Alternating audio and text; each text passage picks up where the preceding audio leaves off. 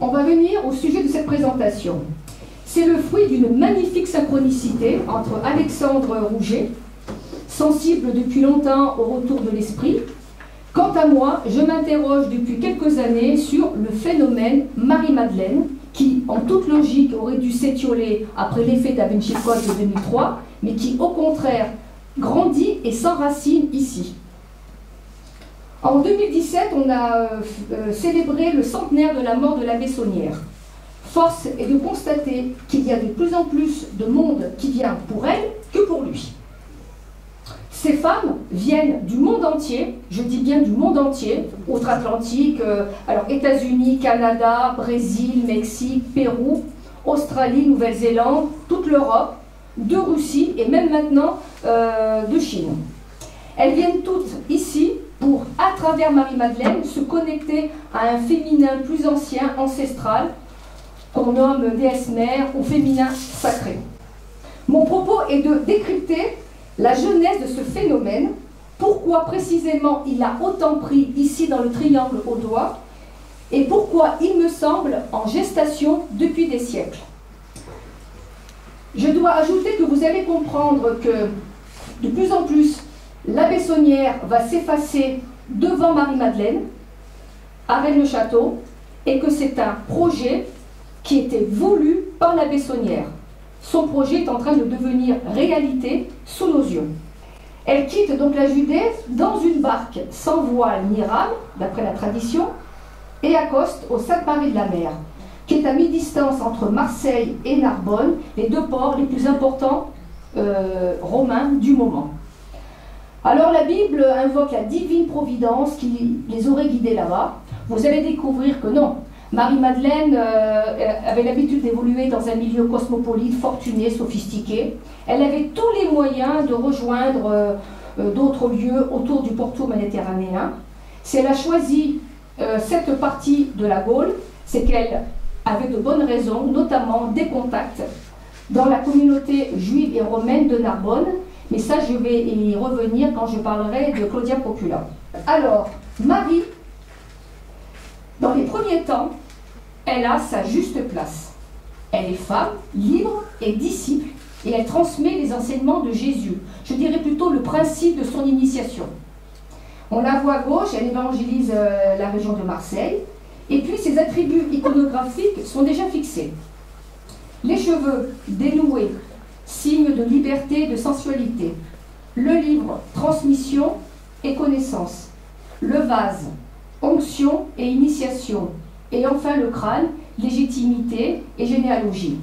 On va retrouver tous ces éléments iconographiques chez d'anciennes déesses, comme les égyptiennes Isis et Nephthys et la sumérienne Inanna. En fait, Marie est un assemblage de tous ces éléments féminins pour en faire un archétype. Malheureusement pour Marie, c'est à partir de 591 que ça se gâte. Elle commence à être abîmée par le pape Grégoire le Grand, qui la transforme en pécheresse. Et puis plus tard, elle est transformée en pénitente. Elle occupe une place majeure pour Jésus. C'est elle qui est témoin de sa résurrection. Et là, ça rappelle Isis et la résurrection d'Osiris. C'est le fameux Noli me tangere, ne me touche pas. Mais surtout, c'est à elle et à elle seule que Jésus demande d'annoncer la bonne nouvelle. En fait, c'est de transmettre ses enseignements, son principe d'initiation. Il en fait son héritière spirituelle. Or, voici le Vatican.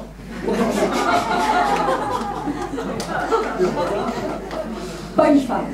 Alors, je vais vous expliquer comment le phénomène Marie-Madeleine est né. D'abord, il a été implanté à Rennes-le-Château. Ensuite, il y a une mystification littéraire qui agit sur plusieurs décennies. Et le germe a pris, car ici, il y a un terreau fertile de tradition, d'énergie et d'histoire, bien sûr. J'ai compris aussi que le retour d'une énergie, d'un phénomène, était déjà en gestation depuis des siècles. Alors le premier à avoir matérialisé, je dirais implanté, Marie-Madeleine dans le décor, alors qu'elle n'y était pas, c'est l'abbé Saunière. Mais ça, personne ne l'a compris au départ. Dans son domaine, il y a la tour Magdala. Ça fait double sens, parce que Magdala, ça veut dire Migdal en hébreu, tour. Donc il y a deux tours. On va retrouver le symbole de la tour chez l'égyptienne Nephthys, la dame de la tour. L'église, alors ce magnifique vitrail qui est emblématique, on y voit Marie agenouillée, en train de oindre Jésus, donc en train de l'initier, en train de lui donner une légitimité. On retrouvera ça chez Isis, Nephthys et Inanna. Bon, vous voyez le flacon, mais il y a un détail, elle est en royauté au même niveau que Jésus. Il la met aussi sous l'autel. Marie, là, elle est dans sa grotte. Derrière, il y a un paysage possiblement de la région. Beaucoup pensent que c'est Koussoussa. Mais ce qui est important, c'est que Marie, elle regarde un rameau en forme de croix, un Christ qui reverdit. J'y reviendrai. Ensuite, le tympan de l'église, Galena, donc le tympan. Elle est également sur la fresque de la montagne fleurie. Elle est également sur la cloche. Là, elle est toute seule en royauté, couronnée. Et il la met aussi dans l'église avec une statue. Et puis, le fameux pilier visigothique, qui a fait couler beaucoup d'encre. Alors, l'abbé fait placer ce pilier à l'extérieur de l'église, pour le mettre bien en valeur, bien en évidence. Et là, il fait graver pénitence, pénitence. Ça, c'est la référence à Marie-Madeleine. Sauf qu'il retourne le pilier et il fait placer la Vierge de Lourdes. L'abbé Saunière, en fait, adopte un comportement complètement singulier et à contre-courant de son époque. Au lieu de mettre la Vierge Marie, il met Marie-Madeleine. C'est une femme, ok, mais c'est une maman, c'est une vierge, et elle reçoit l'enfant Jésus, donc elle a une attitude passive. La Marie-Madeleine, c'est différent, c'est une femme de corps et d'esprit, et surtout, elle transmet, donc elle est active. Et là, en fait, l'abbé, qu'est-ce qu'il fait? En inversant le pilier, il dit Marie-Madeleine est peut-être l'opposé, mais également le complément de la Vierge Marie. En fait, c'est les deux facettes de la féminité. On retrouvera cette association Marie-Madeleine et la Vierge Marie dans les cathédrales qui ont été construites au Moyen-Âge, les fameuses Notre-Dame. Là, c'est pareil. Toujours les Notre-Dame sont placées sous le vocable Marie, mais par contre, à l'intérieur, il y a toujours une Vierge noire. Donc, il y a deux Maries. Donc, on pourrait dire cathédrale Notre-Dame au pluriel. Or, c'est au singulier. Ça veut dire que c'est au féminin à part entière. Si l'abbé Saunière, bizarrement, donc, met Marie-Madeleine en valeur, on se rend compte que dans cette partie de la France, de l'Occitanie, il n'est pas le seul dans ce cas. 15 ou 20 ans avant, il y a d'autres prêtres de la région qui bénéficient de fonds très très importants dont on ne connaît pas la provenance, qui entreprennent de construire d'immenses sanctuaires. Et puis il y a le père Louis de Coma, dans un lieu qui se nomme Beauloup, dans l'Ariège, en 1880, qui construit un monastère qu'il faut rappeler le monastère de Carole. C'est immense. Chemin de croix grandeur nature, gros bassin, et surtout deux grottes qui sont de même dimension, une dédiée à Marie-Madeleine, qu'on voit à gauche, qui est magnifique, et l'autre à Jésus. Pour une raison qui reste à éclaircir, le Vatican a décidé de dynamiter ce monastère dans les années 1950. Curieusement, la grotte de Marie-Madeleine a été épargnée. Donc, premier étage, Marie-Madeleine, reine le château. Deuxième étage, une mystification littéraire. En 1956, il y a un article qui paraît sur la possibilité d'un trésor à Rennes-le-Château. C'est le fameux article d'Albert Salomon dans la Dépêche du Midi. Et là arrive la première génération de chercheurs armés de pelles et de pioches, avec une seule idée en tête, le trésor et rien d'autre. Ils auraient mieux fait se demander qu'est-ce que voulait en faire l'abbé Saunière. Arrive sur ces entrefaits peu de temps après un jeune, un télo, érudit, un peu précieux. Il consulte les documents, les historiens locaux. C'est un personnage clair-obscur, le fameux Pierre Plantard, plus tard Pierre Plantard de Saint-Clair. Alors c'est un personnage sulfureux, comme je les aime. J'ai beaucoup de points en commun avec lui sur ses idées, mais Franchement, merci Plantard, car c'est grâce à lui, c'est lui qui a opéré la greffe sur l'implantation de Marie-Madeleine à Rennes-le-Château. Lui, il en fait une mystification littéraire, je dirais allégorique, sous forme de document qu'il fabrique lui-même, il le reconnaîtra plus tard. Et donc sort en 1967 le livre de Laure de Rennes, Gérard de Sède, mais écrit sous la direction de Plantard, qui lui fournit la trame et tous les documents. C'est un best-seller. Et là, intéressant, on passe du trésor au secret dynastique. On passe du matériel avec Saunière à l'invisible avec l'abbé Boudet de Rennes-les-Bains, avec son livre codé La vraie langue celtique et le Cromlech de Rennes-les-Bains. Il dit qu'en fait, ici aurait fait souche la véritable lignée des rois de France qu'il considère être les Mérovingiens. Il explique que Dagobert II a épousé Gisèle de Rédaé, donc de Rennes-le-Château. Ils auraient eu un enfant, Sigisbert IV. Et lorsque Dagobert II est assassiné dans la forêt de Vèvres en 679, avec une lance dans son œil, Gisèle de Rédé rapatrie son fils ici et fait souche. Donc ici, il y a, c'était le refuge d'une lignée cachée, occultée, et c'était même dangereux, puisqu'ensuite, on sait que les Mérovingiens ont été remplacés par les Carolingiens, Pépin le Bref. Alors, chose bizarre, dans l'ordre de Rennes, il n'y a pas de Marie-Madeleine. C'est quand même bizarre, parce que bon, Pierre Plantard savait très bien l'importance de Marie-Madeleine pour Béranger Saunière. Alors pourquoi il ne l'aimait pas? Il faut chercher dans la personnalité de Plantard. Plantard, quand il était jeune, il fréquentait certains cercles, je dirais ce qu'on appelle aujourd'hui catho traditionnel, catho tradi, royaliste et surtout nationaliste. À mon avis, il n'a pas utilisé Marie-Madeleine car ça ne correspondait pas à son concept métahistorique. Donc Marie-Madeleine ne rentrait pas dans le moule qu'il voulait donner à ce moment-là à sa mystification.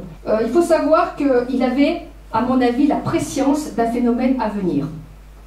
Et il le fait comprendre dans certains de ses documents, notamment le serpent rouge. Plantard travaille l'image et le subtil. Plantard pratiquait assidûment le tarot. Il a d'ailleurs confectionné son propre jeu. Il a fait 22 tableaux avec le principe de base du tarot, hein, les éléments iconographiques classiques. Et derrière, il a ajouté des paysages de la région. Malheureusement, ces arcanes, on ne les trouve pas. On les trouve 4 ou 5 dans des documents, mais ils sont en noir et blanc, ils sont inexploitables. Plantard était voyant et avait de gros dons. Et donc il savait que quelque chose allait se passer. Il le fait comprendre d'une façon subtile en disant qu'il y a quelque chose en léthargie, en suspens. C'est le concept de la belle endormie. Plantard, il est broyé plus tard par cette mystification, parce que probablement par d'autres groupes qui voulaient prendre la relève, à mon avis. Et donc il meurt en l'an 2000. Plantard, à la fin de sa vie, va reconnaître que c'était une mystification, qu'il n'y avait pas de Mérovingiens. Par contre, il fait comprendre d'une manière habile, dans certains documents, qu'il faut regarder du côté des familles locales d'ascendance visigothique. Vient ensuite, en 1979, il rentre en contact avec Henry Lincoln, un reporter de la BBC qui s'intéresse déjà à la région et qui fait des reportages sur les Templiers. Henry Lincoln, avec Michael Bégin et Richard Lee, ils sortent en 82 l'énigme sacrée, 82-83. Il a fait rentrer. Alors il explique que Marie-Madeleine a eu des enfants avec Jésus et qu'ensuite, donc ils ont fait souche. Et cette lignée prestigieuse s'est alliée avec d'autres familles locales de la région. Enfin vient Dan Brown. Alors Dan Brown, il n'y a aucune action, ni du livre ni du film, qui se déroule ici. Tout est à Paris, la Suisse ou l'Écosse, excusez-moi. Il a pris quelques éléments et ça fait l'objet de procès. Quels sont ces éléments? Jacques Saunière, hein, première séquence du film, bon, on le retrouve mort dans le Louvre. Il y a le commissaire Bézu-Fache. Alors ça fait penser Bézu au lieu connoté, je dis bien Templier, même s'il ne l'est pas. Enfin, dans le film, il y a à un moment donné un petit détail on voit une bonne bouteille de Bordeaux sortie des caves du Vatican, et on voit Château-Reine avec la tour Magdala et millésime 1976. Je pense avoir une piste sur cette date, mais je le ferai peut-être dans une autre conférence. Et si c'était vrai, comme dirait Marc Lévy? Et si toute cette mystification-là avait quelques fondements? Eh bien oui. D'abord, la possible venue de Marie-Madeleine m'a été offerte par Claudia Procula, sujet d'un de mes livres. Claudia Procula, ou plutôt Procula de l'agence Claudia. Ça veut dire, la gens Claudia, ça veut dire qu'elle est apparentée à la famille impériale des Julio-Claudiens. Donc apparentée à l'empereur Auguste, le premier empereur de Rome. Et d'après les chroniques, cet empereur souffrait de rhumatisme et donc il venait régulièrement dans une cité thermale des Pyrénées. Notre Claudia, elle a grandi à Narbonne. Et elle faisait partie de la bonne société romaine narbonnaise. Et donc, comme tout membre de cette société-là, elle se devait de connaître Rennes-les-Bains, jadis appelé Aquae Calidae, car il n'y avait pas de terme à Narbonne, ils venaient tous à Rennes-les-Bains, c'est un petit peu le Deauville ou le... Donc elle se marie à l'âge de 16 ans avec Ponce Pilate. Et elle part avec lui pour la Judée en l'an 26 après Jésus-Christ, quand celui-ci est nommé préfet et procurateur de Judée. Alors Pilate, il est rentré dans l'histoire, dans notre mémoire collective, pour avoir accompli un geste symbolique, celui de se laver les mains de la condamnation de Jésus. Pilate, on le sait, a toujours été réticent à condamner Jésus, et il ne l'a fait que sous pression de quelques membres du Sanhédrin. Et bien derrière ce geste, on y voit l'intervention de son épouse Claudia. Et c'est marqué dans la Bible, un seul verset. Matthieu, donc les évangiles canoniques, il est dit, pendant que Pilate était assis sur le tribunal, sa femme lui fit dire qu'il n'y a rien entre toi et ce juste, car aujourd'hui j'ai beaucoup souffert en songe à cause de lui. Voilà, ce songe de Claudia, en fait en tradition antique, un songe c'est une prophétie, donc elle avertit son mari de ne rien faire, et elle le fait en plein procès public. Donc Pilate condamne Jésus, il ne peut pas faire autrement. Claudia donc est considérée et célébrée comme sainte par les églises orthodoxes et orientales pour avoir tenté de sauver Jésus, mais pas par l'église de Rome. Ça c'est incroyable, une romaine qui veut sauver Jésus et circuler, il n'y a rien à voir. À chaque office, dans les offices catholiques romains, on dit Jésus, il souffrit sous Ponce Pilate, alors qu'on aurait dû dire il souffrit sous l'empereur Tibère, parce que c'était Tibère qui était en fonction. Ponce Pilate n'était qu'un employé. Donc il y a une double, je dirais, opprobre. On méconnaît Claudia et on stigmatise Pilate. Alors, que se cache-t-il derrière cette stigmatisation? Probablement un grand secret. Alors on sait que les époux Pilate ont été exilés après la mort de Tibère en l'an 37, en Gaule, où les Pilates possédaient des terres. Ça correspond quelques années juste avant que Marie-Madeleine et son groupe arrivent dans le sud de la Gaule. Donc il y a une synchronicité de date qui explique pourquoi Marie a choisi cette destination, enfin pourrait avoir choisi cette destination, et aussi pourquoi elle avait des soutiens en la personne de Claudia Procula. Alors Jésus et le féminin, ben justement, Claudia, elle nous ouvre toute une porte sur un univers féminin méconnu autour de Jésus. Dans l'évangile de Luc, encore une fois, évangile canonique, il est dit que Jésus allait de ville en ville et de village en village, il prêchait la bonne nouvelle. Les 12 étaient avec lui et quelques femmes. Marie dite de Magdala, Jeanne, femme de Chouza, intendant d'Hérode, Suzanne et plusieurs autres qui l'assistaient de leurs biens. Vous avez bien compris, Jésus était entouré de femmes qui l'assistaient de leurs biens. Ça, c'est quelque chose qui est quand même à mettre en valeur. Ça veut dire que Jésus, finalement, il était sponsorisé par des femmes indépendantes, fortunées, connues puisqu'elles sont nommées. On sait aussi que Claudia Procula, en tant qu'épouse de Pilate, elle se devait de côtoyer Jeanne de Chouza, l'intendant d'Hérode. Donc, Claudia faisait partie de l'entourage féminin de Jésus. C'est comme ça qu'elle a connu Marie de Magdala. Donc, on comprend mieux son intervention pour sauver Jésus auprès de son époux Pilate. Alors, c'est curieux que Rome ne met jamais en avant cet entourage féminin, alors qu'en fait, aucune femme ne l'a trahi. Au contraire des hommes. Ce sont des femmes qui l'ont accompagné jusqu'au bout de son parcours terrestre, pas les hommes, à part Jean. Autre fait qui pourrait corroborer la venue de Marie-Madeleine ici. En fait, on parle souvent des Juifs d'Aleth au Moyen-Âge. On voit encore à Aleth la maison de Nostradamus, dont les aïeux étaient de la région, qui était d'origine hébraïque. Et on voit aussi dans les ruelles d'Aleth, on voit des sortes de mezuzahs sur certaines portes. Et il y a aussi la rue de la Juiverie. On ne parle jamais de la présence juive avant le Moyen-Âge.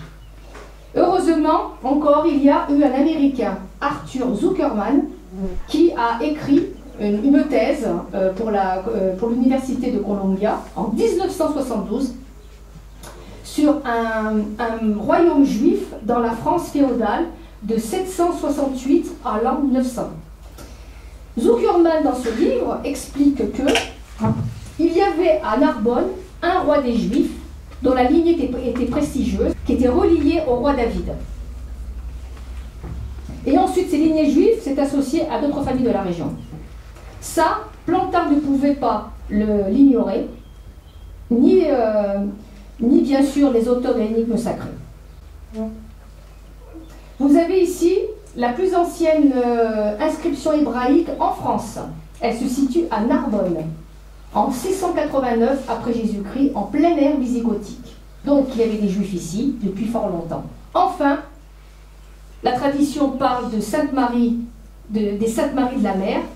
Et si c'était Sainte Marie la Mer, c'est situé à Perpignan, à 1h30 en voiture, donc à 2-3 heures en chariot. Alors maintenant, pourquoi ça a pris autant ici, dans le triangle audois? Eh bien, figurez-vous qu'après Marie de Magdala et Claudia Procula, c'est une autre dame qui m'a ouvert une piste. Une dame qui m'habite depuis longtemps, Angèle de la Barthe, qui a été malheureusement brûlée vive en l'an de grâce 1265 dans le village d'Arc, tout à côté. C'est dans les chroniques. Et donc, elle a été accusée de sorcellerie, de commerce avec le démon. Elle aurait eu un enfant avec une tête de lapin et une queue de serpent. Par Pierre Ier de Voisin, le baron du Nord, qui est venu avec Simon de Montfort prendre la tête de la croisade des Albigeois. Donc ce drame a tellement provoqué ses témoins qu'il est remonté jusqu'au roi Saint-Louis, qui a demandé à Pierre de Voisin d'arrêter toute persécution de la population locale. Donc Angèle de la Barthe, elle vient d'un lieu qui s'appelle la Barthe, qui se situe entre le col du Paradis et Arques. C'est un lieu qui est quand même très cher à Déodat Rocher, l'historien du catharisme. Angèle, c'était un symbole pendant longtemps. Elle est restée dans la mémoire collective. Il y a même une complainte qui lui est dédiée. Il faut savoir que dans cette partie de la France, le féminin a été particulièrement persécuté. Des milliers de femmes ont été accusées de tous les maux, de sorcellerie. Elles ont été donc brûlées, torturées, massacrées, en Ariège et dans l'Aude. Et cette région est malheureusement également le berceau de la sinistre Inquisition. Et je me suis dit que finalement, ici c'est un lieu de souffrance. Enfin, cette région est un lieu de souffrance pour le féminin. Justement, il y aura un juste retour des choses. Dans ce lieu de souffrance, il se pourrait que cette région ait été choisie pour être un lieu de renaissance du féminin. C'est-à-dire qu'en fait, le retour du féminin aurait lieu sur le lieu du crime de l'Inquisition. Telle une prophétie proférée par Guillaume de Bélibaste en 1322, lorsqu'il a été brûlé, où il disait que dans 700 ans, le laurier reverdira. Et si justement, dans cette prophétie, il ne parlait pas du retour de l'esprit associé au féminin. C'est clair. Alors pourquoi le Razès? C'est un triangle audois. Oui, ça fait triangle des Bermudes, mais c'est vrai. On dit que la foudre ne tombe jamais deux fois au même endroit. Ici, c'est 3 fois. On a Rennes-le-Château avec la Bessonnière, on a eu Rennes-les-Bains avec l'abbé Boudet, avec la mystification, et on a Bugarach 2012.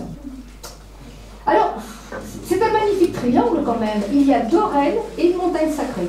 C'est parfait pour faire revenir le féminin, ou l'esprit de la grande déesse. Bugarach, magnifique. Il y a aussi Rennes-les-Bains, alchimique, avec l'association du sel et des rochers. Et enfin, il y a Rennes-le-Château. Parce que Rennes-le-Château, ce n'est pas n'importe quel village. Il faut regarder comment il a été fondé. C'est un lieu choisi, et pas par n'importe qui, par les Visigoths. Enfin, c'est Jean Robin, qui est un ami, et que je suis allée voir récemment. Et Jean, bon, il est connu pour avoir écrit La colline envoûtée, et aussi Le royaume du Graal, qui quand même fait référence en termes de tradition. Et qu'est-ce que nous explique Jean Robin? Il nous explique que cette partie des Corbières est dépositaire depuis des millénaires d'une tradition première primordiale. Il subsiste ici des résidus psychiques et énergétiques très très puissants. Ces points d'énergie sont là. On peut les réactiver. C'est pour ça que certaines forces veulent se les approprier, des forces contraires à l'ancienne tradition. Il appelle ça la contre-initiation. Donc ils veulent les récupérer et les utiliser pour eux prendre de la puissance. Peut-être aussi qu'ils veulent s'approprier ces points d'énergie pour empêcher ce retour à cette ancienne tradition dont fait partie le féminin. Donc ce lieu est actuellement un enjeu pour certaines forces contraires. C'est à méditer. Dernière partie. Qu'est-ce que le féminin sacré? En fait, c'est le culte vénéré par nos anciens avant que le patriarcat prenne le pouvoir. Marie-Madeleine, c'est l'archétype de toute une déclinaison d'anciennes déesses. Le New Age en fait l'épouse, la femme d'eux. Elle est enceinte. C'est bien, mais c'est quand même réducteur. Parce que ça voudrait dire que Jésus l'a choisie parce qu'elle était belle ou parce que c'était la mère de ses enfants. Non. Si Jésus a choisi Marie-Madeleine, c'est qu'elle avait les qualités intrinsèques de poursuivre son initiation. Donc, Marie-Madeleine est le Graal. Elle est le féminin sacré. D'ailleurs, Dan Brown, lui, l'a placé à ce niveau-là. Hein. Marie-Madeleine est le Graal, en effet. Alors, avant, il y a eu les mêmes, la sensualité, le côté guerrier, ça a été représenté par Vénus, la romaine, la grecque, Athéna, mais c'est surtout les déesses égyptiennes, Isis et Nephthys, qui ressemblent le plus à Marie de Magdala. Regardez, c'est la résurrection avec Isis, c'est Marie de Magdala, la dame de la tour, comme Nephthys, qui est la sœur jumelle de Isis, et d'ailleurs cette Nephthys, on en parle de plus en plus. Très intéressante Nephthys, parce que c'est elle qui octroie la royauté. C'est elle qui choisit. Et ensuite, bien sûr, la sensualité. Il n'y a pas tellement la fécondité d'ailleurs. Ensuite, il y a Inanna. Alors elle, c'est une de mes préférées. C'est une déesse sumérienne, c'est la petite fille d'Enlil. Et elle est sensuelle, elle tient l'étape de la destinée et surtout, elle a les portes de l'enfer, c'est-à-dire de la dimension du souterrain en fait, de l'absolu. Où d'ailleurs elle vient ramener son amant des forces de l'enfer, elle le ramène à la vie. Ensuite il y a Ninurzag, la mère de l'humanité dans l'antique Sumer, c'est elle qui crée l'humanité, c'est notre déesse, c'est celle qui a créé l'humanité, oui. À côté c'est toujours Inanna. Et enfin, ce sont les religions patriarcales qui ont mis fin à ce féminin, qui ont carrément coupé l'humanité de ce culte-là. Et c'est pour ça qu'aujourd'hui, il faut absolument qu'on se reconnecte à cette ancienne tradition. C'est une nécessité, aujourd'hui. Et enfin, la déesse mère. Alors là, on a l'exemple 8000 ans avant Jésus-Christ de la déesse mère en Turquie. Alors là, c'est beaucoup plus la fécondité qui est montrée que la sensualité ou l'initiation. Et enfin, là, c'est une petite figurine qui a été trouvée dans un des plus anciens temples de l'humanité qui est à Malte. On appelle ça la sleeping lady, la dame endormie. Et donc, ça date du néolithique. Toujours pareil, des formes généreuses et la fécondité et le rapport avec la terre, Gaïa. Alors enfin, un chapitre que je ne pensais pas devoir faire, mais ça m'est arrivé le 15 avril 2019. Comme vous le savez, il y a eu l'incendie de Notre-Dame. Alors vous allez me dire quel rapport avec le féminin? Eh bien, il y en a un. C'est que cet incendie, quand la flèche de Notre-Dame s'est embrasée, ça a provoqué une émotion incroyable. Pas simplement en France, mais dans le monde entier et au-delà des pays chrétiens. Alors, Notre-Dame a failli être démolie plusieurs fois, surtout par les révolutionnaires, et elle fut sauvée par Victor Hugo, avec son roman Notre-Dame de Paris, écrit en 1831. Qui est l'héroïne de Notre-Dame de Paris? Esmeralda, l'émeraude, l'étoile. Esmeralda, c'est une égyptienne ou une bohémienne, elle vient d'au-delà des mers, et elle est typée, elle a le teint un peu mat. Esmeralda, qui est magnifiquement incarnée par Gina Lollobrigida, qu'est-ce qu'elle fait? Elle est habillée en rouge, elle a les cheveux dénoués, et elle est danseuse de rue. Donc elle est indépendante, elle gagne sa vie, et elle est libre d'aimer qui elle veut. Donc dans Notre-Dame de Paris, il y a le féminin et l'Occitanie et l'Inquisition. Et je suis persuadée que dans la mémoire collective, s'il y a eu autant de dons, autant de vouloir réparer Notre-Dame, c'est inconsciemment pour réparer Esmeralda et le féminin. Enfin, je vais terminer par un vitrail de la grotte de Lassalbaum qui est prophétique. Il est dit, juste à la fin des temps, on dira ce qu'elle a fait. J'espère que ça va arriver bientôt. Je terminerai par Mona Lisa. Mona Lisa, c'est la quintessence de l'harmonie entre le masculin et le féminin. Il faut absolument que le féminin prenne sa juste place. Pas dominer le masculin, mais être à ses côtés. Voilà. Pourquoi? Parce que notre humanité, on le sait, on le voit bien, on est en fin de cycle. Et il est temps que le féminin, qui quand même représente la moitié de l'humanité, ait sa place dans les cercles de décision, dans les cercles de pouvoir, pour avoir une influence sur les choses. C'est même vital. Sinon, on va droit dans le mur.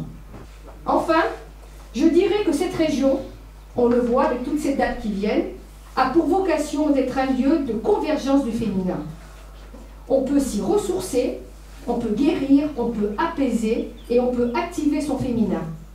Car les forces de la grande déesse, de la tradition, émanent des paysages. Cette belle endormie est en train de se réveiller.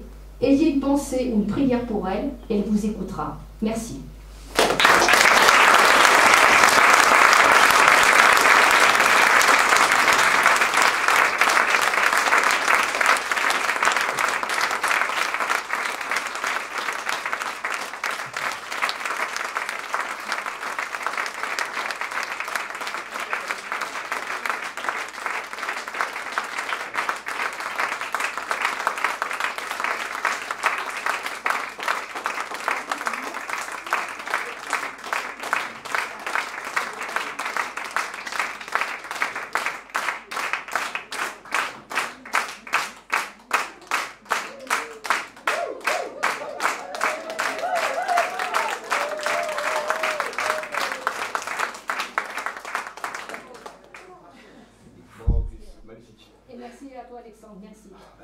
Je savais qu'il avait pris à cœur, mais à ce point-là...